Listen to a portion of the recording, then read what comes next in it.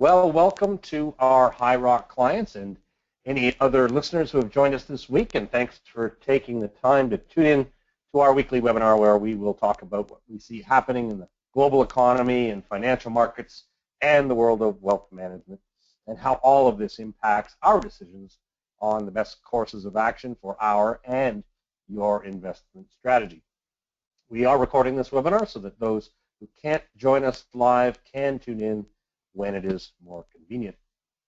I'm Scott Tomlinson, and I'm joined by my partner and colleague, Paul Tepsich, the founder of High Rock. Our financial planner, Bianca Tomlinson, is also on the call.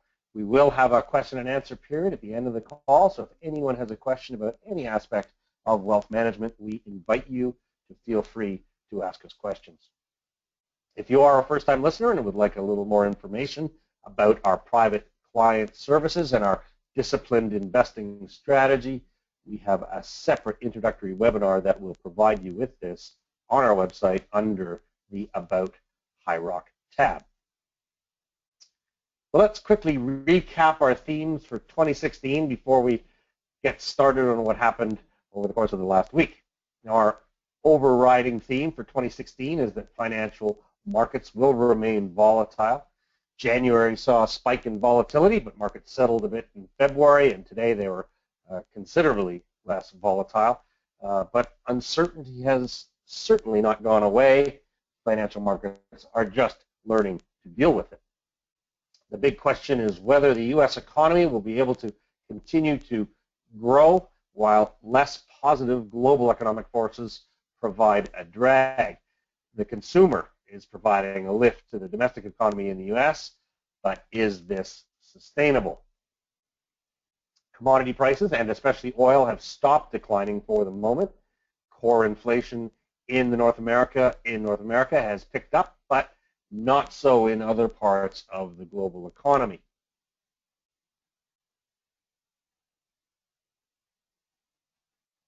The central banks of Europe, Japan, and China are adding stimulus. The Bank of Canada and the Bank of England holding steady, and the U.S. wants to tighten policy. This has been a recipe for greater uncertainty, but is the Fed rethinking its position? Geopolitical wildcards like the UK leaving the European Union, Russia and OPEC, China, North Korea, terrorist activity, Syrian refugees, and U.S. presidential election politics are all adding to the mix of uncertainty. As they always do, bond markets may hold the clues, but with central banks forcing negative interest rates, is the picture being distorted? Are other credit markets telling us a different story? Equity markets remain expensive, although somewhat less so than last May. Earnings growth has declined over the last 3 quarters, and 2016 estimates are continually being revised lower. We remain in a time of lower than average returns when, after 6 years of above average returns, and as all things do over time, returns are moving back toward their longer term averages. Well, plenty has happened since our last webinar, so let's get right to the financial markets because there is plenty going on.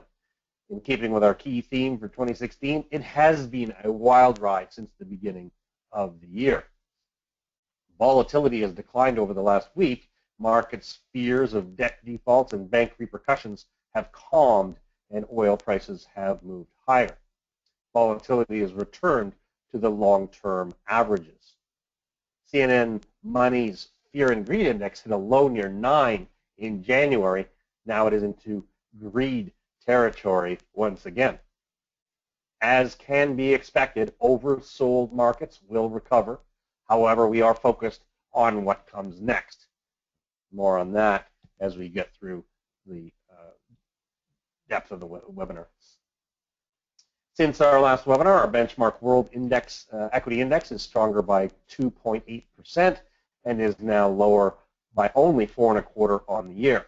Last webinar, it was lower by about 7%. France's CAC 40 was the best performer. China's Shanghai Composite was the worst performer.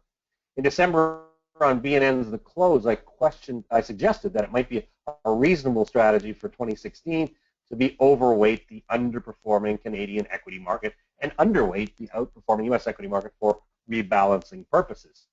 At this time, that strategy appears to be working by about 3%, but it did get out to about 6% before it started to narrow in again.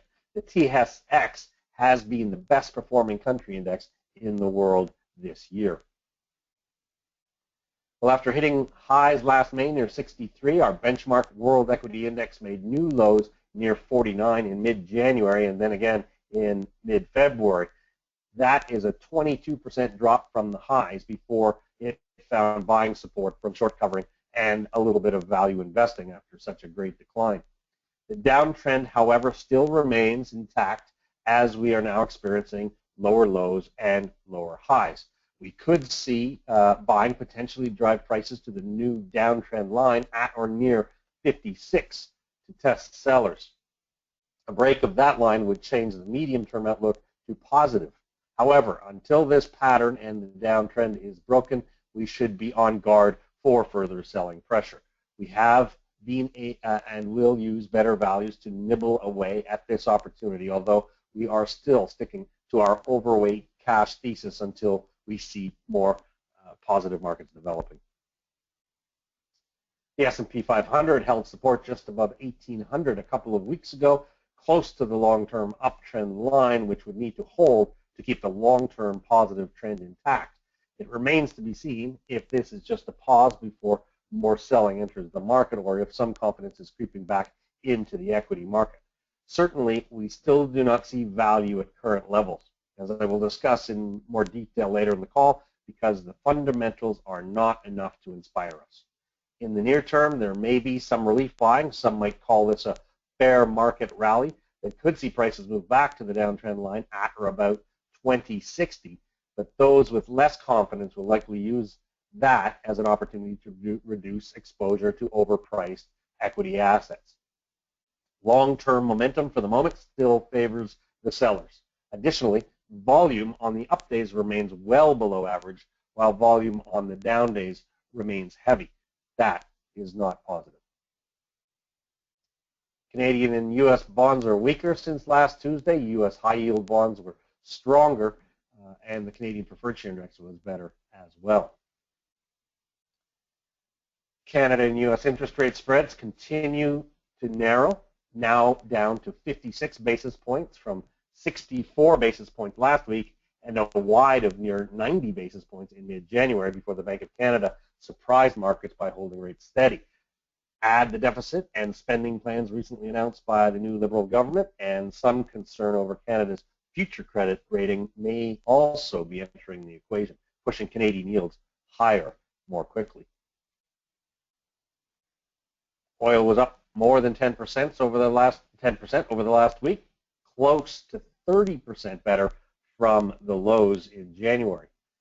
Nat gas is suffering from warmer than normal weather in North America.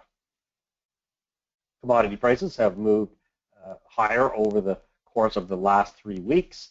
Longer term commodity prices are off of their lows and appear to have stabilized, at least for the time being.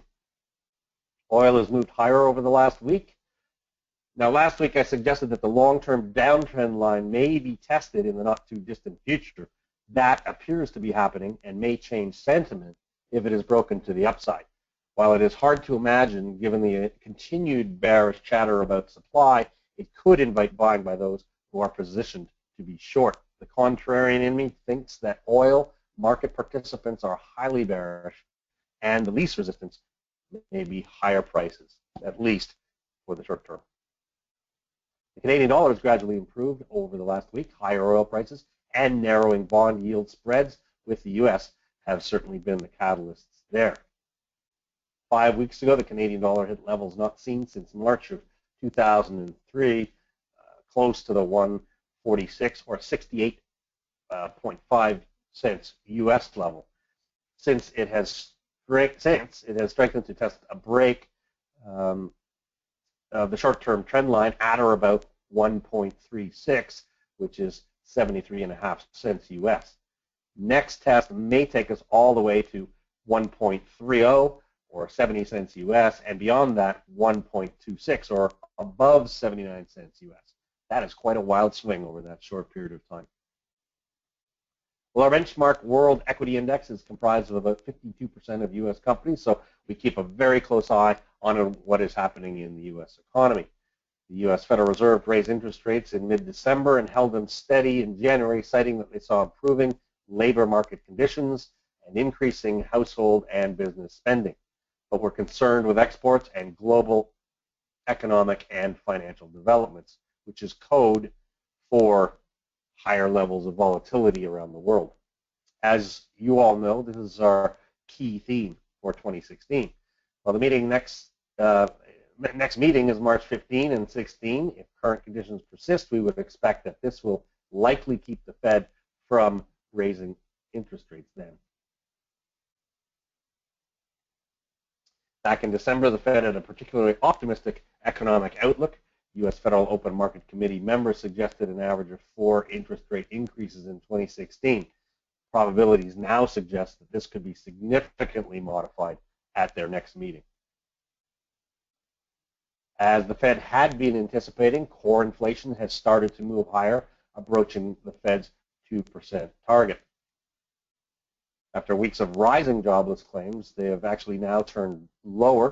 This should probably help the employment data due out this Friday. The consensus expects job creation of about 190,000 jobs in February after January's 151,000.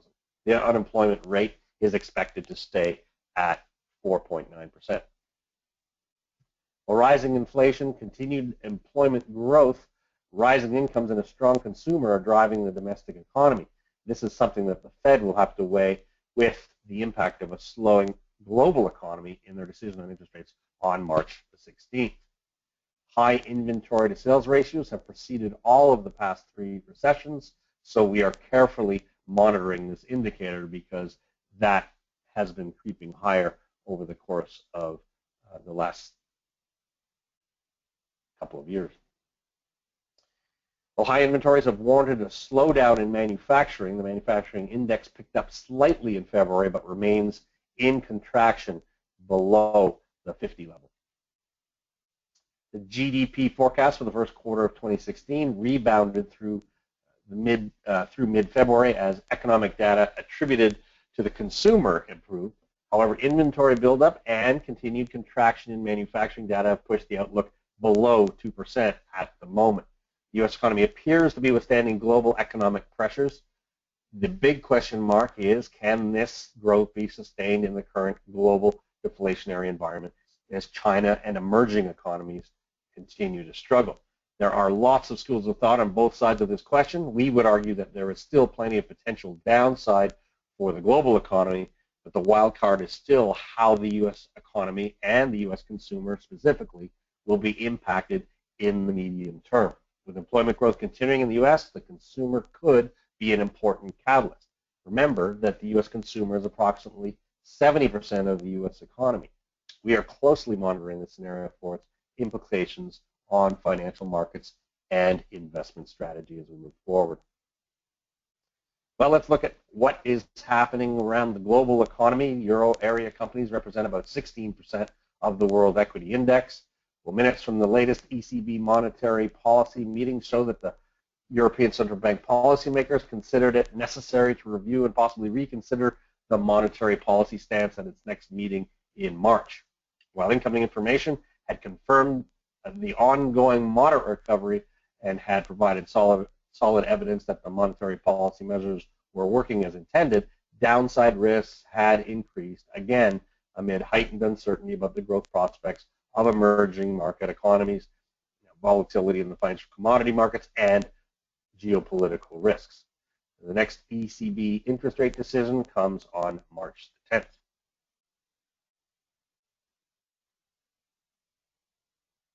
Yesterday's euro area inflation data will add to the ECB's desire to add further stimulus as inflation fell into negative territory.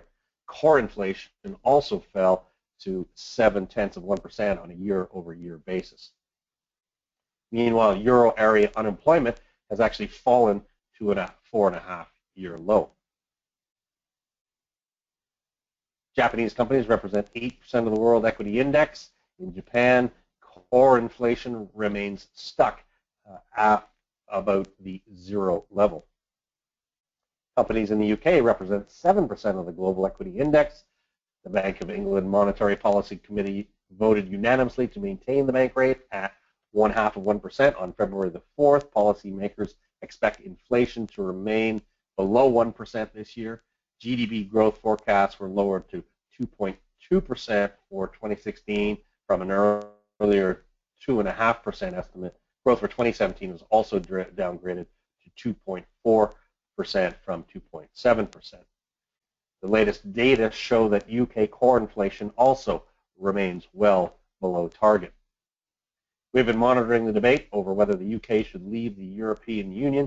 There are potentially significant economic implications for the UK, as their participation in the European Union will be decided by a referendum that may come as soon as June. At the moment, the polls are showing that 40% wish to remain. The pound continues to be under continued pressure. Well, Chinese companies represent 2.5% of the world equity index. China's trade data was reported in mid-Feb. Exports in China plunged by 11.2% year-on-year in January. Imports tumbled by 18.8%. It was the 14th straight month of contraction in imports as a result of declining commodity prices and weak demand. Gauges tracking both manufacturing and services sectors fell to new lows. So China's economy continues to struggle.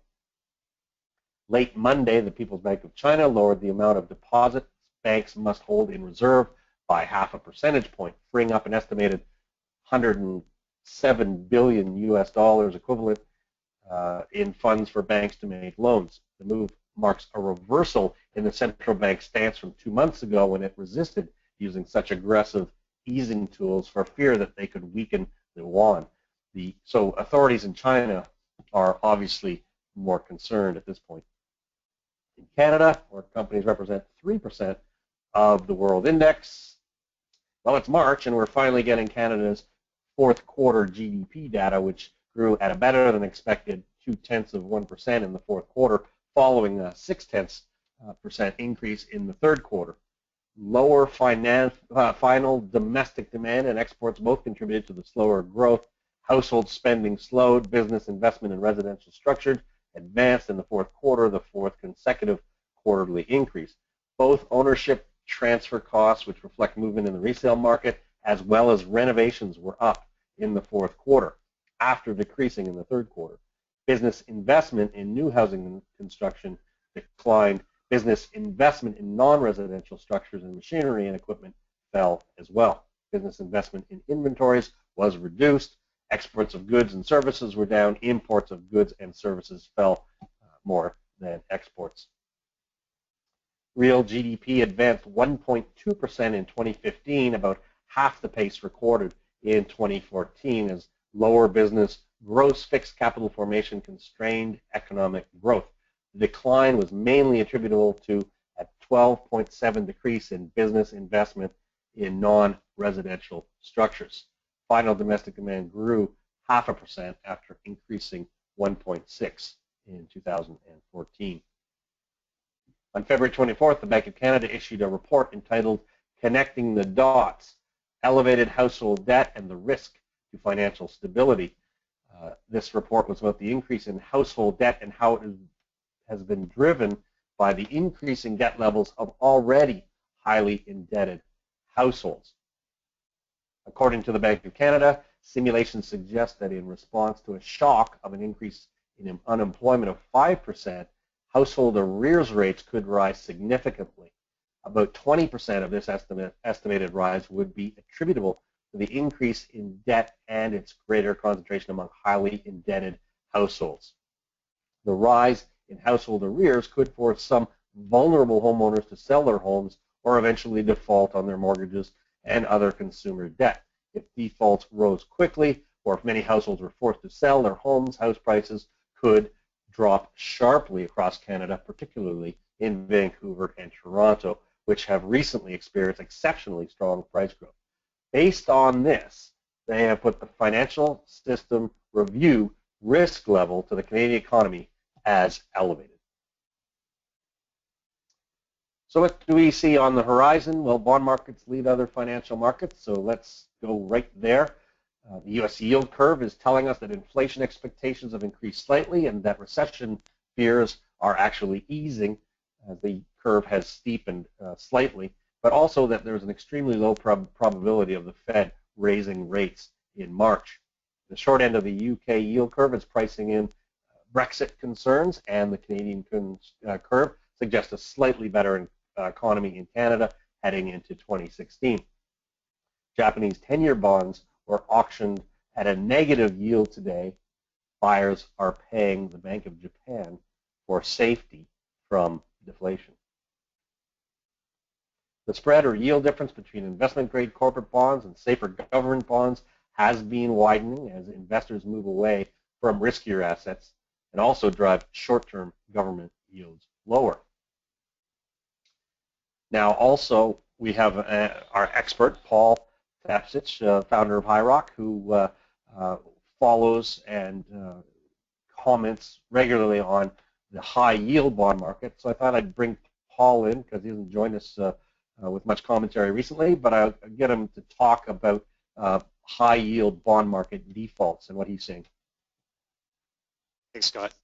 So the chart you're looking at now is what's called a default rate chart. So the blue line is the B of A Merrill Lynch US dollar high yield bond market, and the blue line represents the default rate. And quite simply, the default rate is the percentage of issuers in the index who are in default. And default would typically be defined as an issuer, a corporate company that is no longer paying their coupon interest on their debt, then they're in default.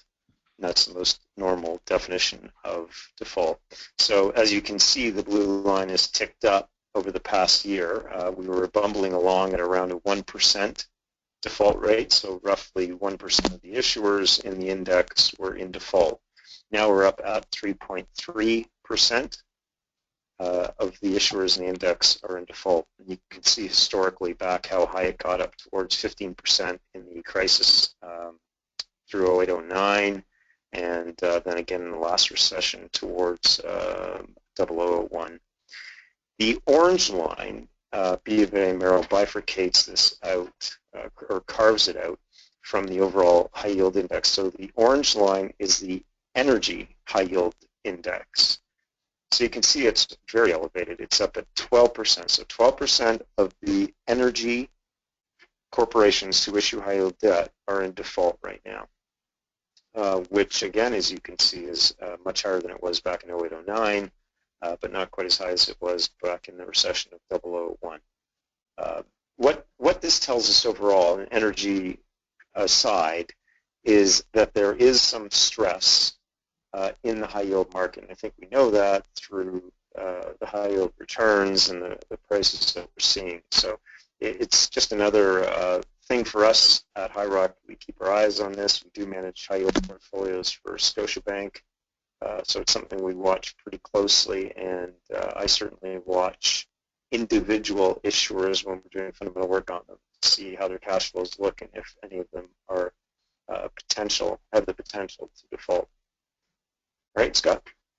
Yeah, and just one quick question that pops into my head is, what do you think this tells us going forward? Do you see this as an indication of potentially higher defaults in all sectors as we go forward, or do you think that this is going to be strictly limited to more of an energy issue?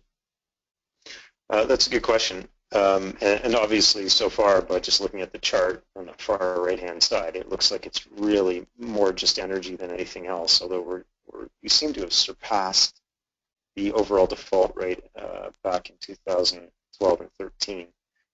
So I guess the question becomes, how much of an effect does energy have on the overall economy? And quite frankly, what bonds are included in the energy bucket?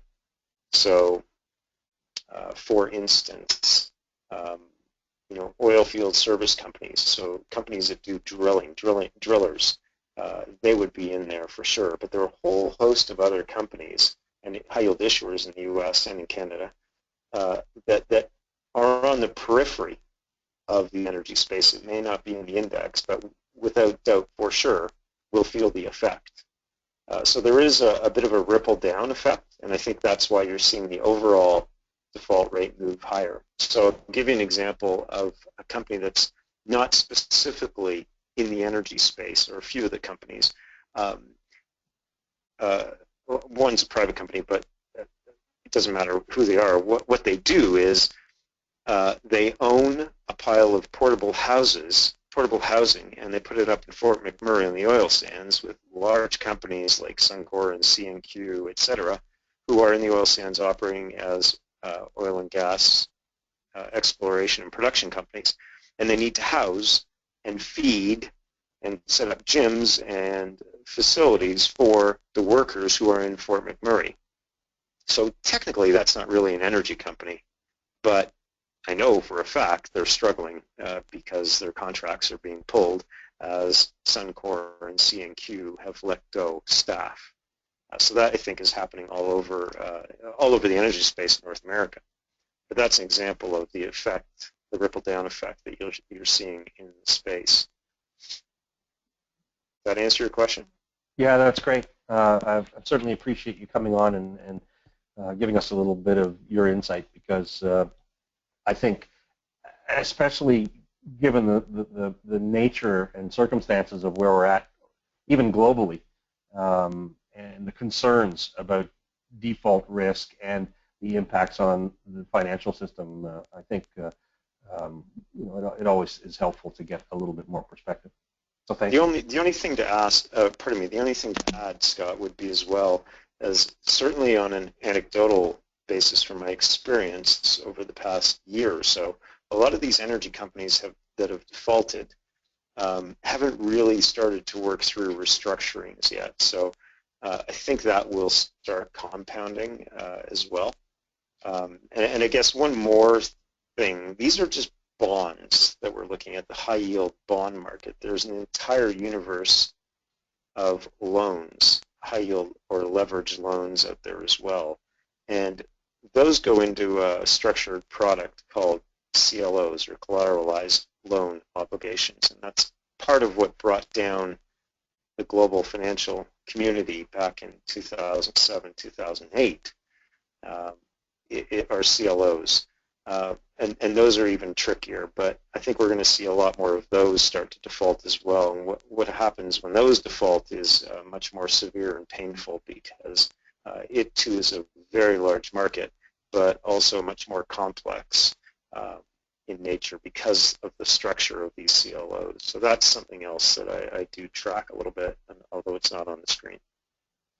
In early February, we saw some concerns about Deutsche Bank, for one, but there were certainly repercussions for many of the other financial institutions that might have exposure to some of these CLOs. So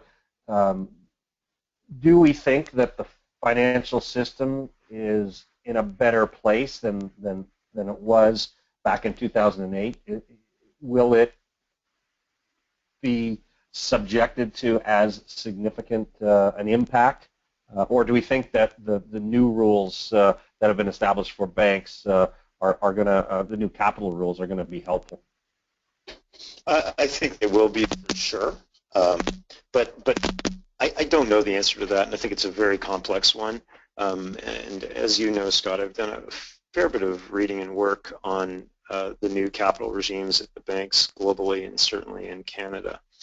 But what we do know are the banks today, the systemically important banks, are way larger today than they were in 2007. So their assets are way larger. That's one thing we know for sure.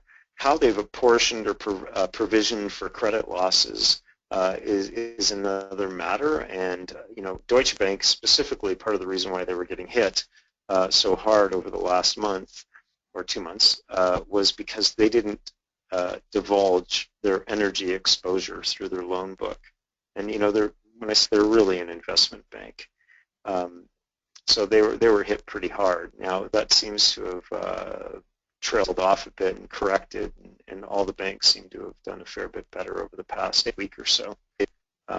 But one would assume that these banks are better provisioned overall, they have better capital, better regulatory environment, but their asset base is way larger than it was previously, and God knows how they could affect or portray their risk to the regulators as well. That could be an issue, but for now, we assume that they're in decent shape, but I do have my suspicions for sure. Well, I want to continue to address this, so hopefully we'll do more next week. But we're running way over time here, so I'm going to just get back to the heart of this. But thank you for that. I think it's very enlightening. Well, speaking of high yield, historically high yield bond markets lead equity markets, and while the current gap remains to be closed and makes equity markets look relatively expensive comparatively, the gap has narrowed as high yield have actually outperformed equity markets over the last week. Well, let's get to equity markets because they're important. When investors buy stocks, they buy a stream of future earnings. The price to earnings ratio represents a metric to measure stock prices relative to earnings. The 10-year average price to earnings ratio is 14.2 times. The 12-month forward price to earnings ratio is currently at 15.7. Last week, it was at a cheaper level at 15.4, but at the equity market highs back in May, it was 17.1. Now, with 96% of companies reporting for the fourth quarter of 2015, the blended earnings decline for the fourth quarter is negative 3.3%. That is the third consecutive quarter of negative earnings growth. For all of 2016, analysts are projecting earnings increases of 2.8%. Now, that is lower than last week's estimate of 3.4%, so analysts continue to revise their expectations for earnings growth lower. At the beginning of 2016, they had projected earnings growth of 7.4%. So we're still waiting for that green dotted line, the S&P 500 prices, to reach that blue line, the S&P 500 earnings, before we can get more positive on equity market values. The other value metric that we like to look at, the enterprise value to earnings, the S&P 500 companies are valued at current market prices at over 12 times. The long-term average is closer to 10. So still relatively expensive on that metric as well. When investors borrow to invest, it can drive stock prices higher. When they pay down their loans, they tend to sell, so margin debt data tends to provide an indication of equity market direction. Margin debt turned lower last May and lower again in January of this year. That trend definitely inspires caution toward equity markets in general. When the spread between large cap markets like the S&P 500 widens over small cap markets like the Russell 2000, it is historically a sign of stock markets that are rising on the strength of fewer and fewer companies and is considered unhealthy. That had been happening. There had been a reasonably wide gap between the S&P 500 and the Russell 2000. The markets fell, that gap narrowed considerably, but that gap has widened as large cap markets have rallied more recently, especially today, while the broader Russell 2000 has lagged. So this also makes us a little bit more cautious on what's going on with this particular upturn in the S&P 500 right now. What does it all mean? Well, since last May, we've taken a defensive posture to investing. In light of our key theme for 2016, we still remain defensive. We have picked away at some value opportunities, but remain overweight cash for the time being. Central bankers and most economic forecasters are uncertain of the path of the global economy. So are we. And as Paul suggested in the Globe and Mail article a few weeks ago, we are somewhat worried about the prospect of deflation and its effect on capital markets. Our discipline, as we often refer to it, is at all times to protect our and our clients' capital, and especially so when we see the warning signs of potential problems. It is easy to be and stay fully invested at all times. That is why most advisors might recommend sitting tight on a fully invested strategy. In many cases, as non-discretionary advisors are required to do, it is significantly more difficult to adjust assets and positions one household at a time. That is why we use discretionary management, so that we can move all of our clients at the same time. We can be quicker, more efficient, and more impactful. Cash and cash equivalents have been more important defensive assets, so we are carrying greater than normal cash balances in our models. With equity market values having fallen so rapidly to begin 2016, we were able to find some opportunities to add reasonably cheap assets. This does not change our defensive strategy. We are being patient and only adding small percentage weightings at a time, leaving lots of ammunition for future equity market weakness and assets with better value if and when we should get it. If we don't, we can and will adjust our strategy quickly. Risk is significantly lower now than it was last May, so we are much more comfortable adding assets at levels where we do see value. Well, our High Rock models are built to incorporate the need for diversity and balance with fixed income, global equity, and at tactical mid and small cap companies. As volatility increases the cash in client accounts, the underweight nature of our exposure to equity markets, and the negative correlations between equity markets and bond markets helps to mitigate the impact of volatility on our portfolios. So far this year, our global benchmark equity index is now down about a little over 4%, as I mentioned earlier. A typical 60% equity portfolio, 40% fixed income portfolio built with our models is now close to flat on the year, depending on the structure. Now, this is a significant mitigation of risk and volatility and is part of our ongoing active management. On a more administrative note, we will be sending out an email to clients with gain-loss reports for taxable accounts in the next week or so, as well as a checklist so that they can make sure that they have received all of their slips prior to filing. Remember that each company who files has a deadline, but some of these have deadlines of later in March, so it is not out of the question to receive some of these tax slips in late March or right at the end of March, and we just want you to be all be aware of that. All right, what's coming in data for the next week? Well, tomorrow we have the U.S. Fed Beige Book, which gives us a look at the economy in the U.S. prior to the Fed's meeting in the middle of March. On Thursday, we'll see retail sales and the consumer for the euro area. Friday, the big U.S. employment situation report.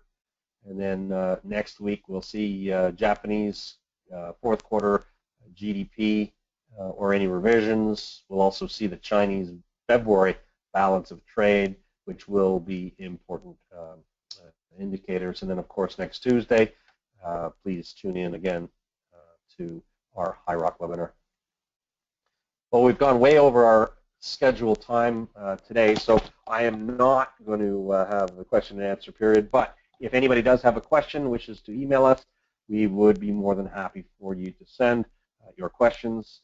We also love to get feedback on our webinars, what you think is good, what is not, or what else you might like to see us cover on these calls. As always, thank you for taking the time to tune in. Have an excellent rest of the week and a great weekend. Don't forget to tune in next Tuesday, and until then, this is Scott Tomlinson signing off.